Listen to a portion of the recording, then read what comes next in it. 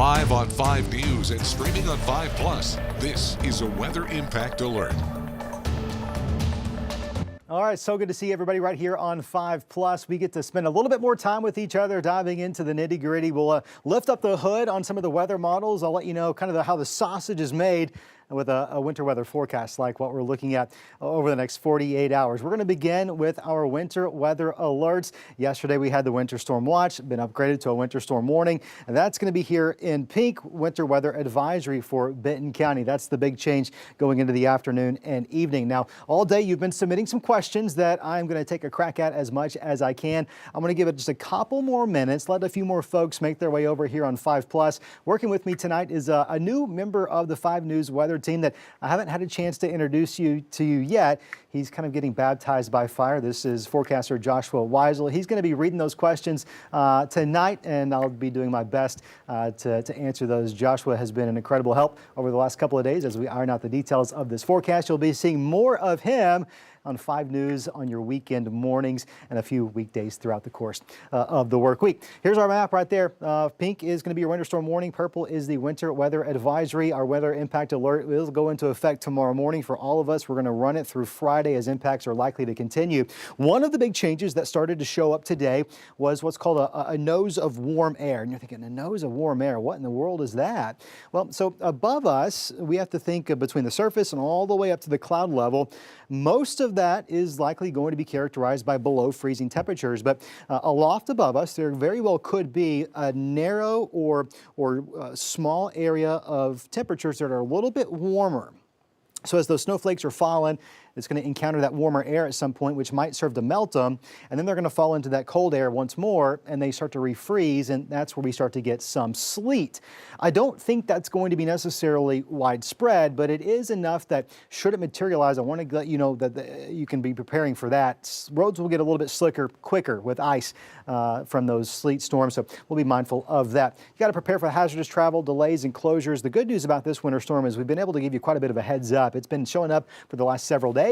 And so a lot of folks, I think, probably are prepared. I think evidence of that is the milk and bread sections at your local grocery stores.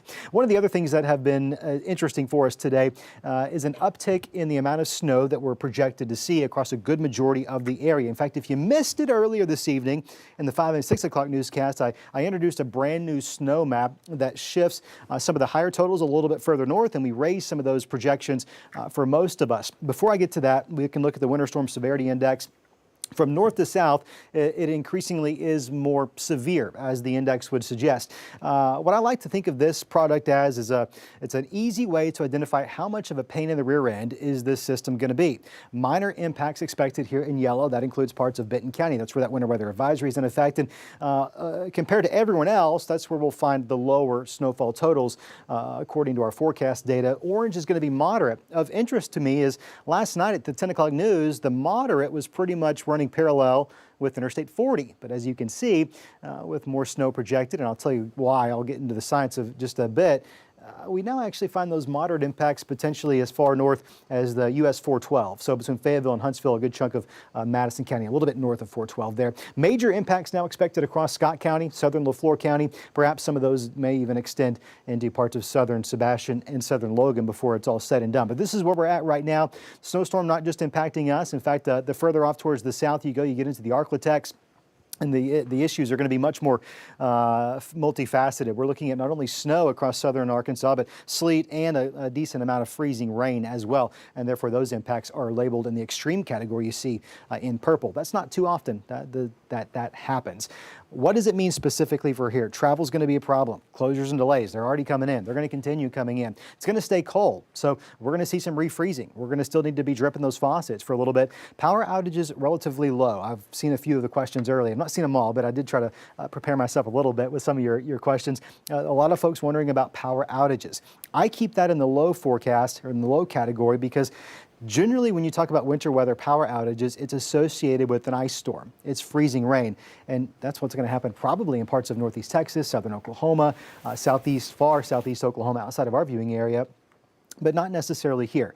Our snow is going to be rather wet, which means it's going to be heavier, so it's possible that we weight down some tree limbs that eventually snap and fall on a power line and causes some issues, but generally speaking, I think we're going to be mostly okay. there could be isolated power outages. There very well could be, but I don't think it's going to be widespread. Here's the newest, the hottest right off the presses, 2 to 4 inches. I think we're going to be common in parts of Delaware, northern Adair, far northern Washington, most of Benton County there, and extending into the northern half of Carroll County. I think 2 to 4 is going to be common. 1 to 3 is what I called for last night. I woke up this morning, started looking at the new data, and noticed we're trending in a direction in which we're looking at a little bit more snowfall. Why is that? A couple of reasons, probably more than anything else. We're getting more moisture coming into the area, moisture that the models thought would be less. And so you get more moisture coming into an area which is already very cold. You start to see some higher snowfall totals as a result of that. The other issue, I think, is the models just take some time to resolve all the fine details of these complex storm systems. And so now that that storm system's been in the lower 48 for the last day or so, it's got a better handle on the dynamics that are at play, and therefore it starts to fine-tune those specifics, and those numbers have started trending up. Let's dive into the details. We'll dive into southern Arkansas, or the southern parts of the viewing area, I should say. First, let's go into some local communities here. And I know there's going to be some appearing of black and white, or light blue versus dark blue. That's not the way Mother Nature works, right? So if you live in Farmington, you're right on the line, right?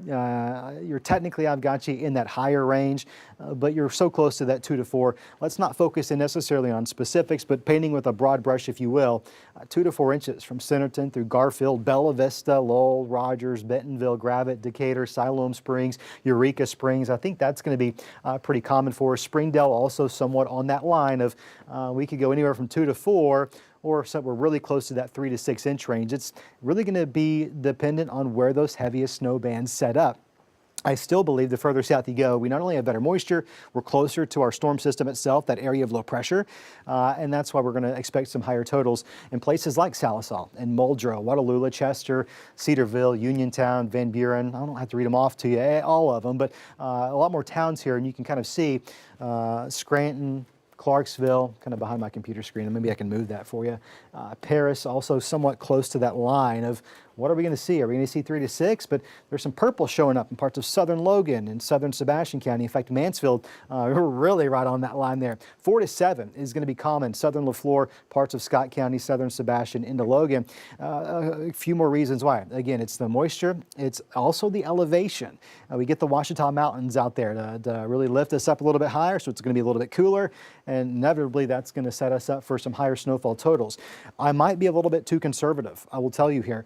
I did introduce this yellow zone here. There's no actual text showing up, but that zone there very well could be 5 to 9 inches of snow from Parks through parts of southern LaFleur County, Polk County, Mena, Queen Wilhelmina State Park. If I didn't have to work, that's where I would go, the state park there. You got some high elevation. You're in a zone that's already probably going to be the sweet spot for some really high snowfall totals. I do want to give you some models. I'm going to go into the science here, a little bit of the models, and then I'm going to get straight to your questions. These are not forecasts. What I'm about to show you are not forecasts, but they are tools that we use as guidance to make the real forecast. This first one's the European model. It's one of the 2 major global models, and you can see 2 inches in Bentonville, 2.5 almost in Fayetteville. And you notice the sweet spot, according to the European, is from Waldron through Poteau into the southern LaFleur and Scott counties. Further south, you go closer to Little Rock, very well could see anywhere between 7 and 9 inches of rain in that part of central Arkansas. The next one up we're going to be looking at is the GFS, which is the American global model. Looks a little bit different in terms of actual numbers, but placement of those highest amounts, that's the real takeaway from this, is going to be the further south you go. But hey, you know, we're in the ballpark with that 2 to 4 across the River Valley, 2 to 4, especially across parts of northwest Arkansas. That very well could be a reality for us. This next one's going to be our proprietary in-house model that we run out of Channel 5 here. And this one is what we call a high-resolution model. So there's a lot of different ways these models work, and ultimately they're programmed differently. They have their strengths, their weaknesses. Some of them are just total junk. Others have some really impressive skill sets. This one, being high resolution, means it's really fine-tuning the details. Can't run it very far out, but we can do it at this range. And numbers are pretty consistent there across northwest Arkansas. Some of us getting close to 3 inches. You know, we find ourselves getting close to 4 to 5 in parts of the River Valley. This one really thinks Boonville, Poteau, Waldron may be a good location. Again, not a forecast. I don't want you looking at this thinking, Scott said Boonville's getting 9 inches. Scott's not saying that. Promise you, Scott's not saying that. But Scott did look at all this data today and notice that we are trending up and up and up. Okay, let's bring in forecaster Joshua Weisel. Josh, hit me with your best shot. What questions do we got? I love the fact that here on Plus, it's my favorite part of Plus, that I don't have a commercial break. I don't have a producer in my ear telling me to hush up, go to commercial. I can do whatever I want here on Plus. And so tonight, I want to answer as many questions as I can from the viewers at home. My job is to make sure everyone is prepared for any potential impacts, and that means answering your questions. And I'll stay here all night if I have to. Awesome. Well, looking over some of the questions, I think the number one question that I've seen with a lot of these questions that were given to us were, what are the road conditions going to be for Thursday and Friday? Is it going to be safe? And what those conditions are going to be looking like into, late day Friday as well. Yeah, for sure. The thing here is that's a little bit different than a lot of our winter weather systems that do impact us here in northwest Arkansas, the River Valley, is that our temperatures are already going to be cold. This is 12:30 tomorrow afternoon, so right around the lunch hour, we might actually have some early bands of precipitation arriving, but look at those numbers. We're probably already well below the freezing mark. We're around 29, 30 degrees, and here's the thing, these aren't going to warm up. These temperatures are going to stay relatively cold or inconsistently in those mid to upper 20s. So I say that to say this, road conditions are probably going to deteriorate relatively quickly. In terms of what road temperatures mean in terms of passability, slickness, and impacts. Look, at 33, it's a cold, wet, miserable rain. We get to 32, and slick spots are starting to develop. I just showed you we're at 29 and 30, which puts us over on this side of the screen. Slick roads, hazardous travel is certainly going to be becoming more abundant, especially on those untreated roads. If it's a treated road, and I passed one of the RDOT trucks putting some brine on 49 earlier this afternoon, maybe you can get to 29 degrees, but at that point, it's treacherous. Well, a lot of us were already at 29 when that snow started to falling, according to some of our high-resolution models that we were just looking at there. You start to look at these temperatures as the snow comes in. We're very well within that threshold. So I don't think this is a situation. Here's the bottom line. I don't think we're in a situation where it's going to take a few hours to start to see impacts. I think we see them relatively early in the event. So what does that mean for roads on Thursday, on Friday, and even on Saturday? Thursday, they're going to deteriorate within an hour or so of precipitation starting. So that's going to look differently depending if you're in Poteau or Huntsville. Of course, we expect things to get going further south first, lifting up towards the north with more impacts in northwest Arkansas later in the afternoon and early evening hours. So I think if you're in the southern part of the viewing area, if you're along or south of 49, you can expect road issues as early as noon, certainly by 3, 4 o'clock in the afternoon between Fort Smith, Clarksville towards the south. And I would say as early as 2 or 3 in northwest Arkansas, definitely by 5 p.m. tomorrow evening, roads are going to get rough. The snow continues overnight, doesn't really wrap up until around sunrise on Friday for many of us. So at that point, road crews will get out there and they'll start to get ahead of the snow. And unfortunately, temperatures only briefly warm above freezing on Friday. So yeah, there's going to be improvements, especially on those primary highways and interstates. RDOT does a really good job. Oklahoma Transportation, they know this is coming. They've got crews mobilized. They're already treating roads out there. So I think those primary interstates and highways are going to be starting to improve by Saturday. But those secondary streets, it may take a while, especially with some of the totals that we're looking at further towards the south. You start to get 5 to 7, well, that's going to be a hard task to get ahead of for some of those local city street crews. Next question, what do we got? It's a good one. All right, so one of the other questions I'm seeing from a couple different people that were reaching out was, what are the chances of thunder snow in northwest Arkansas? I love that question. I have never experienced thunder snow. I've experienced thunder sleet, which is close, but I've never experienced thunder snow. It is just what it sounds like. It's when there's a big old loud clap of thunder while it's snowing. Is that going to be a potential for us? Unfortunately, I don't think so.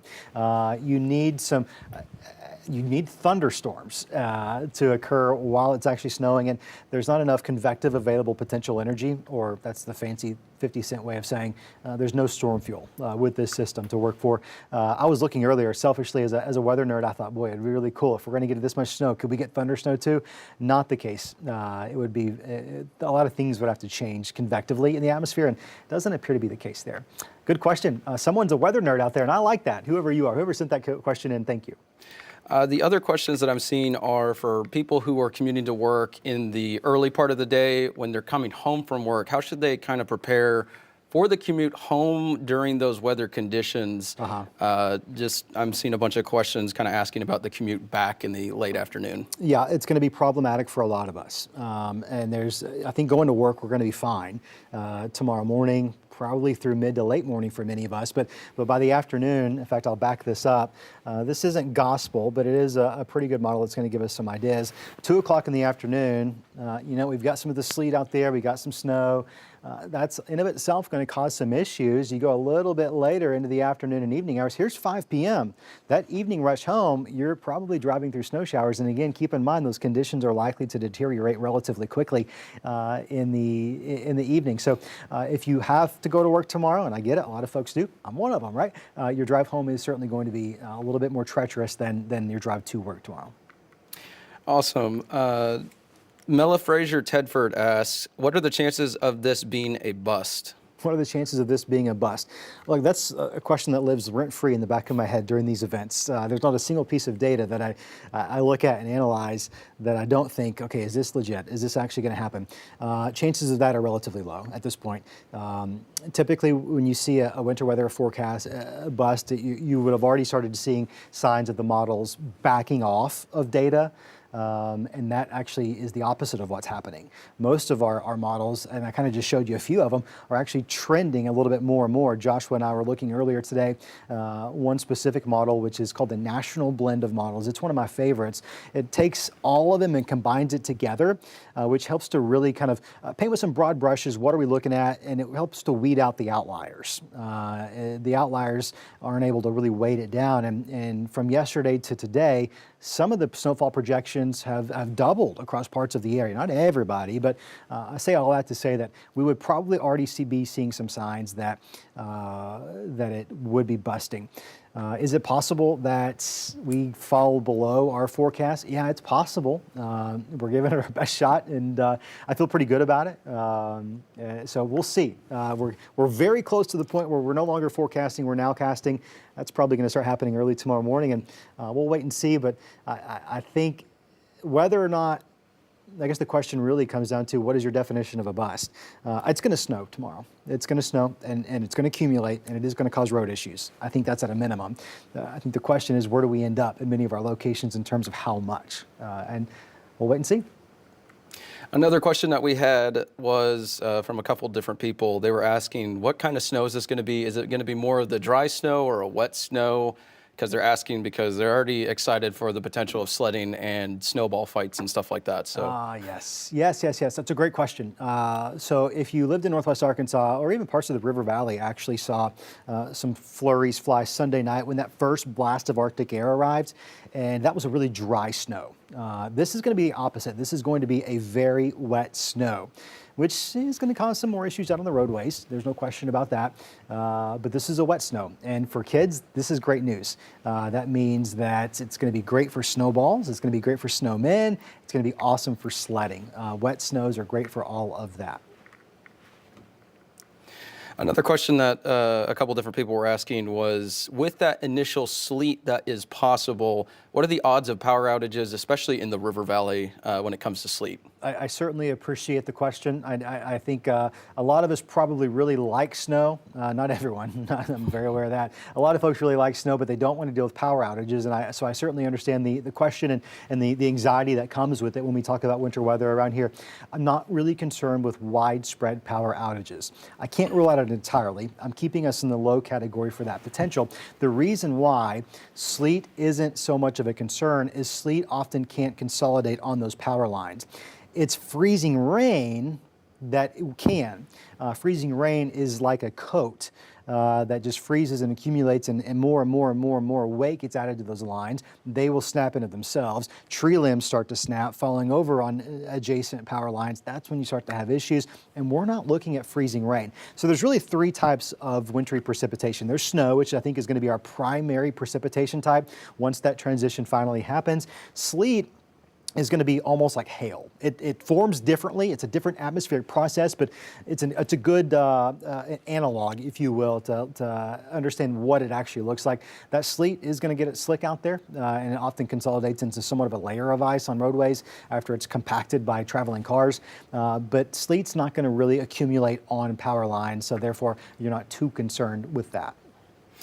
Awesome. So there's another couple of questions that are kind of around travel for Saturday. We have some people that are saying that they're coming in on Saturday. There's some people saying they have trips on Saturday and they're wanting to leave. What are the roads going to look like for Saturday for commuters either coming in or out of town? Yeah, what are the roads going to look like? I think they're going to be in better shape. There's no question about it. Look, secondary and side streets are probably going to be the last that road crews get to, and unfortunately, they're going to stay in rough shape probably for a couple more days.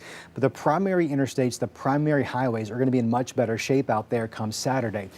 But as that melting occurs, and we do drop below freezing once that sun sets, there's going to be some black ice out there. In fact, there very well could be patches of black ice on Sunday. That's not me telling you cancel the baby shower. That's me telling you, as you're driving, just take it slow, watch for those areas. They're probably going to be out there, especially after dark when those temperatures fall. But they're probably going to be a bit more isolated in nature. I really think those primary interstates or highways, they're going to be much better by Friday afternoon, certainly Saturday afternoon, probably looking to be in pretty decent shape. Another question that a bunch of people are asking is kind of just the totals in their area and the timing, if we want to run through those again, just so viewers know. Yeah, let's dive into the totals. Here's the broad picture. This hasn't changed a whole lot.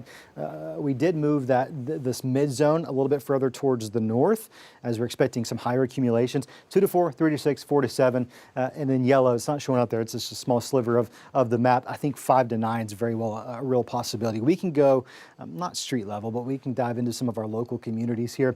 And this is kind of what we're expecting in Northwest Arkansas. Benton County looks to stand to see probably the lowest totals. I still think this is impactful, though. If you're in Benton County and you're not under that warning, I don't want you to think that it's not going to cause you some issues. 2 to 4 inches around here is going to cause issues. I mean, that's certainly an impactful accumulation total. War Eagle, Garfield, Rogers Lowell, Centerton, Bentonville, X and A, if you live near the Highfill, Decatur, Gravette, I think 2 to 4 is going to be really common for us. We get a little bit further towards the south and we find ourselves closer to that moisture source. 3 to 6 inches is going to be common for the folks here in this darker royal blue. That includes Fort Smith, Van Buren, Spiro and Panama, Ozark, Watalula, Charleston Branch, Lavaca, Paris, Driggs going to get to be in our next zone here. 47 from Waldron through Magazine, Mansfield back towards Heavener. I really think this is where we're going to have the most snow. Now, there's a few reasons why. Not only is that closer to our storm system, we have the elevation of the Ouachitas that are going to really help cool us off, so our temperatures are certainly going to be very supportive. But we also have just closer proximity to that low pressure system. It's the low itself, our storm system is actually, it's pretty much hugging the Gulf Coast. And so you get closer to that, you're probably gonna have some more issues. And all of the models, which has been somewhat interesting to me, typically these models are a headache. We look at dozens of them. And they all have a different idea. They're all programmed a little bit differently, and they have a different way of seeing the world. It's like getting 12 people in a room and asking them what color something is, right? And it's just kind of tough to identify exactly what everyone thinks. There's always a little bit of differences. So one of the things that has stuck out to me is early on in the forecast for the system, it has always appeared that there's probably going to be heavier snow rates in this general vicinity. Now, what's not in my map here, but I can give you a slightly different way of looking at it through the Winter Storm Severity Index is there are going to be a couple of bands of some heavy snowfall that's really going to change the game. Right now, it looks like a lot of those bands are going to set up from the Mena area. They're going to move through parts of Hot Springs into Little Rock, perhaps even extending as far east as Brinkley. That heavy snow band very well could result in some near record snow. I don't think that's going to be the case here. But if that band shifts, and it's a real possibility that it shifts north or south, then very well we could be looking at different numbers. Another question that a couple of viewers were asking was alternative ways to stay warm in the event of a power outage and kind of what to do in that event. Well, yeah, that's a great question. Obviously, you're going to want to layer up. Multiple layers, that's going to be really helpful. Try not to open the door too much. No one was raised in a barn around here, right? We always got asked that growing up. That's going to be the first couple of things that you can do. But I would also ask you to contact your local emergency management officials. They're very well prepared. There are warming shelters all across the area for not just the unsheltered, but those that are experiencing power outages or heat failures. Those things really happen. I'd also call a friend, and this is a good opportunity to remind folks, check on your loved ones, check on the elderly, make sure everyone is staying warm. You know, if you need to get out there and get some last minute prescriptions filled, a couple more groceries. For me, once this broadcast ends, I got to go get some dog food. I'm running low on dog food, and I got to make sure those 3 pups eat, right? You can probably get that done early tomorrow morning, but as you're working through your own preparedness plan, it's probably a good idea to check on folks. Hey, you're good, your heat's working, right? And continue doing that throughout the course of this event. You know, I hope everyone's power stays on. I don't suspect we'll see widespread issues, knock on wood, but right now I think we'll have just limited power outages. I think that's mostly it for the comments and the questions from viewers. Just seeing a lot of concerns for travel, a lot of concerns for power outages, and I think that this is helping them to kind of alleviate those anxieties going into tomorrow. Yeah, so there's certainly some anxieties. There's a lot of hope out there. A lot of folks really love winter weather, and I do too. But I also know that it's impactful. People out there to work, small businesses are worried about having to close and being able to pay their employees. A couple of just personal recommendations. If you are getting out tonight to go run grocery shop or maybe buy some supplies, maybe try to find a locally owned restaurant and buy in bulk. Make sure those folks can have your support. And certainly by Saturday and Sunday, when we're digging out from the snow, let's visit those folks and make sure that they're not feeling the brunt of this more than they have to. One other thought that I've been wanting to pass along, and it just kept slipping my mind. We've been so cold with that Arctic air arriving Sunday that there are some area ponds that are starting to develop a thin layer of ice. Of course, it's thin. There's no reason at all to get out there and walk on it. But what's going to be really deceiving and, dare I say, dangerous, once this snow falls on top of that thin layer of ice, it's going to look like you can walk out across it. Make sure as the kids are bundling up and they're going outside to play in the snow and make memories and snow angels and snowball fights, really talk to your kids about the safety of those frozen ponds. The ice will not be thick enough to support them. It's not going to get that cold. It's not going to stay cold enough long enough to support any ice skating out there on ponds and other waterways. So I'm not only concerned about just the potential of someone seeing the ice thinking they can walk on it, but once that snow develops a layer on top of it, that's going to be a big concern for us that I've not had a lot of time to mention yet, but we'll make sure to make note of that in our evening newscast as well. It's going to be a fun event. It's not going to be the biggest snowstorm we've ever had. It's not going to be the most historic, but it is going to be impactful for us. And we're going to be here walking you through it every step of the way. Our team is to have, our plan is to have the full team in place tomorrow morning. We're going to be tracking road conditions as they deteriorate. We've got reporters that are going to be scattered all across the 5 News viewing area covering the weather where you live. And we'll enjoy this and we'll get through it together. For meteorologist and forecaster Joshua Weisel, myself, the full team here at Channel 5. That'll do it for this edition of this 5+ weather forecast. I'll probably be back live here later this evening and, of course, a lot tomorrow.